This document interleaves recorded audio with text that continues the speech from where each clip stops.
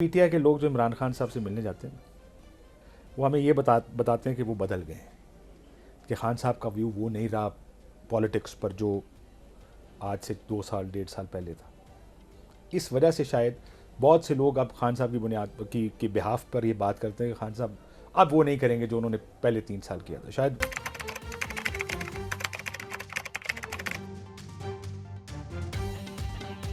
मुल्क में एक और बहस भी शुरू हो चुकी है और उस बहस में कहा यह जा रहा है कि बानी जो है वो इक़्तिदार में आएंगे तो किसी को कुछ कहेंगे नहीं।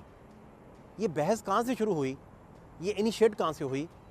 अली मोहम्मद खान साहब ने हमारे प्रोग्राम में क्या बात की थी और फिर मुल्क के नामवर जो दानिश्वर हैं या जर्नलिस्ट हैं वो इस पर बहुत सारी गुफ्तगू कर रहे हैं।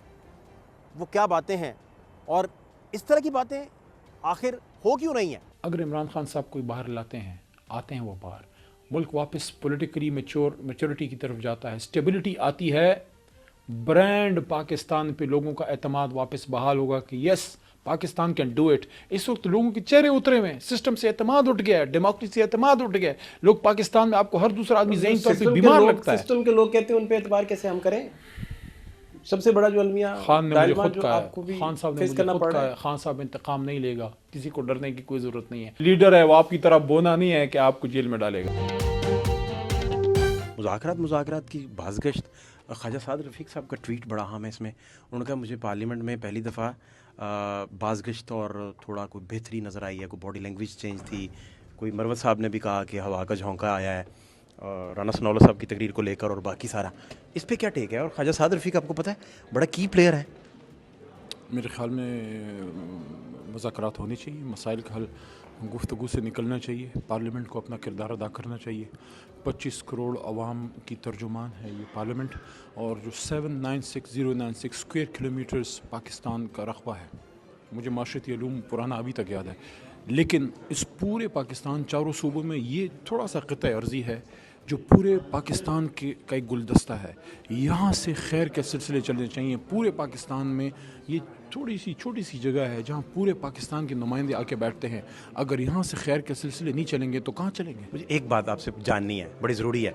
आपने हमारे एक इंटरव्यू में कहा कि इमरान खान इक़्तिदार में आके किसी को कुछ कहेंगे नहीं, इंतकाम नहीं लेंगे। इंतकाम है। नजम सेठी साहब ने पूरा प्रोग्राम इस पर कर दिया है कि इंतकाम नहीं वो लेंगे तो फिर बात आगे बढ़ सकती है। ये प्रपोजल है कोई टेबल पे पड़ा या कुछ चीज़ें आपको पता है, कुछ रेड फाइल्स आप देख चुके हैं? तो 16 फरवरी को भी मैंने कहा था कि इमरान खान इंतकाम नहीं लेगा। हाँ, जिसने जुल्म किया है वो अपना जवाब अदालत में देगा, क्योंकि हम किसी का खून माफ़ नहीं कर सकते, अपना सियासी इंतकाम माफ़ कर सकते। यानी कि मुझे जिसने डेथ सेल में डाला मैं उसे इंतकाम नहीं लूँगा, लेकिन जिसने मेरे किसी कारकुन को नुकसान पहुँचाया है, उसको मारा है, ज़ख्मी किया, उसको मैं कैसे माफ़ कर सकता हूँ? वो अदालत में अपना जवाब देगा।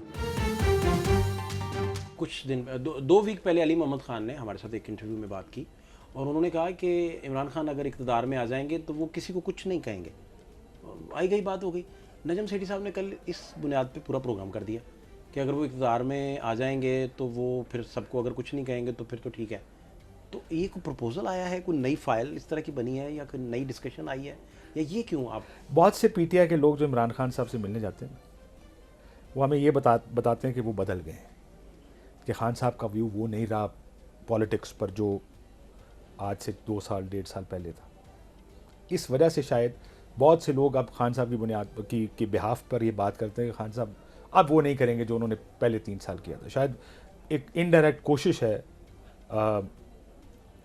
पीटीआई की तरफ से उस खौफ को ख़त्म करने की, जिस खौफ का मैं जिक्र कर रहा था कि उनके मुखालिफ ये इस बात पर खौफजदा ना हो कि अगर ये बाहर आ गए तो हम अंदर जाएंगे। ये तो उनका भी मेरे ख्याल है मियाँ जावेद लतीफ़ साहब ने कि जनाब ये तो नहीं हो सकता कि जो हुकूमत में है वो जेल जाए और जो जेल वाले हैं वो हुकूमत में आए, बिकॉज उनको ये लग रहा है कि ये ऑटोमेटिक ट्रांजिशन जो है वो यही है। इस वजह से इस खौफ को दूर करने की ये भी आपके बकौल नॉर्म बन गई है। नहीं भी है तो ऐसे ही है ना जी। पहले मियाँ साहब अंदर थे, मियाँ साहब बाहर आए तो इमरान खान अंदर चला गया, और ये हाइब्रिड निज़ाम क्योंकि बन गया, वो इस हाइब्रिड निज़ाम ने इस निज़ाम को बड़ा ख़राब किया है। पहले ये था कि हुकूमत होती थी और इस्टेब्लिशमेंट हुकूमतों के ख़िलाफ़ होती, किसी सियासी जमात को अपोजिशन में इस्तेमाल करती थी उनके खिलाफ, लेकिन स्पेस खुली रहती थी।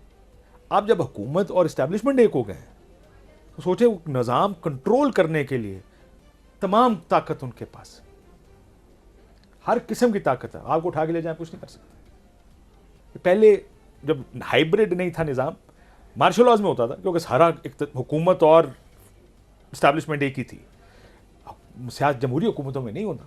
ये तो जब से अल्हम्दुलिल्लाह 2018 में इमरान खान साहब ने शुरू किया और ये अब बढ़ता जा रहा है। वेरी अनफॉर्चुनेट, नहीं चल सकता ऐसे ही। 2022 में जब अदम एतमाद के बाद फिर एक वक्त आया जब पंजाब की और केपी की असम्बलियाँ डिज़ोल्व कर दी गई और इलेक्शन कराने का हुक्म दिया गया और सुप्रीम कोर्ट के अंदर केस था और एक डायलॉग का प्रोसेस हुआ जो पीपल्स पार्टी की क़यादत बिलावल साहब ने वो आगाज़ किया, जो इलेक्शन अनाउंस करने वाला था। इलेक्शन अनाउंस करने वाला 2-3 मई में बेसिक फंडामेंटल्स तय किए गए और 6 मई को बुनियादी मशावरती अमल था वो कंक्लूड हो गया और ये तय हो गया कि मुल्क के अंदर इलेक्शन एक दिन होगा, यानी पंजाब और केपी का इलेक्शन अलग नहीं होगा। ये सारा कुछ तय हो के जब मुआहदा लिखा जाना था तो खान साहब का फ़ोन आ गया शाह महमूद साहब को। उन्होंने साइड पे होकर फ़ोन सुना और वापस आके उन्होंने कहा कि जी सॉरी, आप अगर असम्बली डिज़ोल्व फ़ौरन करते हैं तो हम आपसे डायलॉग करते हैं, वरना सॉरी मेरी तो क़यादत ने फैसला कर लिया। सब ने कहा कि जनाब जी आप क्या कर रहे हैं, अभी तय हो गया था। उन्होंने कहा जी ठीक है वो बात हुई थी, लेकिन अब मुझे लेटेस्ट इंस्ट्रक्शन मेरी लीडरशिप की ये आ गई। उसके बाद क्या हुआ, ये 6 मई है, फिर 9 मई हो गया। अगर 6 मई को मुआहदा हो जाता तो 9 मई ना होता। मुज़ाकरात का माहौल दोबारा से बंद तो गया है, लेकिन मुज़ाकरात की तारीख अगर पलट के देखा जाए तो वो कोई आपको बेहतरीन नज़र नहीं आती। उसकी वजह यह है कि 6 मई को भी कुछ मुज़ाकरात अपनी मंतकी अंजाम को पहुँचे थे और उसमें तहरीक इंसाफ ने PDM के साथ मिलकर इलेक्शन अनाउंस करना था और उस अनाउंसमेंट के बाद मुल्क में इलेक्शन की फ़िज़ा बननी थी। अदरवाइज़ इलेक्शन पे डिले हो गया, मुलतवी शुदा इलेक्शन 8 फरवरी को हुआ और अगर इलेक्शन 6 मई को हो जाता तो दानिश्वर, पॉलिटिकल एलीट, बड़े लोग ये सारे हमें बताते हैं कि अगर 6 को मुज़ाकरात कंप्लीट हो जाते तो फिर 9 मई कभी ना होता और मुल्क में इलेक्शन की फ़िज़ा बन जाती। इसको बहुत सारे जर्नलिस्ट और बहुत सारे दानिश्वर जो A क्लास हैं, आप समेत बड़े लोग हैं, वो सारे हमेशा जब कंपैरिजन ड्रॉ करते हैं तो वो नवाज शरीफ साहब का कंपैरिजन इमरान खान साहब से करते हैं मोस्टली। आपने बड़ा अच्छा किया NRO याद करवा के और आपका शुक्रिया वो सारी दास्तान याद करवाने का। तो उसी से मैं उसका फ़ायदा उठाते हुए बीबी शहीद साहिबा का अगर कंपैरिजन करें हम इमरान खान साहब से, और जिस तरह उन्होंने अगर बीबी साहिबा वापस ना आती और वो डील ब्रेक ना करती तो नवाज शरीफ कभी मुल्क में वापस ना आ सकते, ये तो दुरुस्त बात है। तो इस कंपैरिजन को ड्रॉ करते हुए कौन सी ऐसी गलतियां हैं जो कभी बीबी साहिबा ने नहीं की थी और इमरान खान कर रहे हैं? देखिए, मुझे वो दिन बहुत अच्छे तरीके से याद है, बल्कि आपको ये सुन के बड़ा खुशगवार हैरत होगी कि मैंने ये खबर ब्रेक की थी NRO की। आफ्ताब अहमद खान शेरपा वो आज भी हयात हैं, वो उस वक्त मिनिस्टर फॉर इंटीरियर मिनिस्टर थे और शेर अफगन न्याज साहब पार्लिमानी मिनिस्टर थे, पार्लिमानी उमूर के। तो ये लेजिस्लेशन जब हो रही थी तो मैंने वहाँ से ये ब्रेक किया। तो मुझे याद है वो इन्वायरमेंट कि एक दूसरे की शक्ल नहीं देखनी। उससे पहले स्टेटमेंट आ गया कि नवाज शरीफ को और बेनज़ीर को कभी वापस नहीं आने दूंगा। ये मुशर्रफ साहब का आपको याद होगा मशहूर ज़माना, मीर साहब को उन्होंने इंटरव्यू दिया, उसमें उन्होंने कहा। तो ये सारी इन्वायरमेंट थी, लेकिन उस इन्वायरमेंट के अंदर बेशक उसमें बहुत सारी बाहर की कुव्वतें भी थी जो कि कार फरमा थी, जो कि आज भी कार फरमा होंगी। 100% ये होता है पाकिस्तान की सियासत के लिए एक नॉर्मल सी बात है। मगर जो आपने कहा मोहतरमा के अंदर जो था और वो इमरान खान साहब में नहीं है, वो पेशेंस नहीं है, वो स्टाइल ऑफ पॉलिटिक्स नहीं है, वो ट्रेनिंग नहीं है।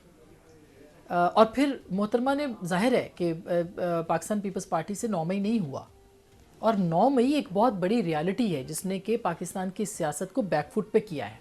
लेकिन उनसे तो जुल्फकार भी हुआ ना, उन्होंने डिसोन किया, सीखा फिर शायद बेनज़ीर भुट्टो साहबा ने उस ज़माने में डिसोन किया, बिल्कुल किया। उन्होंने इस चीज़ को यानी अस्करियत पसंदी को डिस्करेज किया, और ये मतलब ये रिकॉर्ड की बात है, ये कोई उस तो आप अगर बिल्कुल बहुत सारे पाकिस्तान के अंदर इस्टेब्लिशमेंट हमेशा से बहुत हावी रही है, मजबूत रही है, सियासत को नहीं चलने देती, सियासी किरदार उनका जो है उसके ऊपर हज़ार हा सवालात और एतराज़ात हैं, मगर उसकी लड़ने की जो जंग है वो मेरा ख्याल है कि इमरान खान साहब एक बहुत बेहतर पोजीशन में थे 9 मई से पहले कि वो पाकिस्तान की सियासत को तब्दील कर सकते।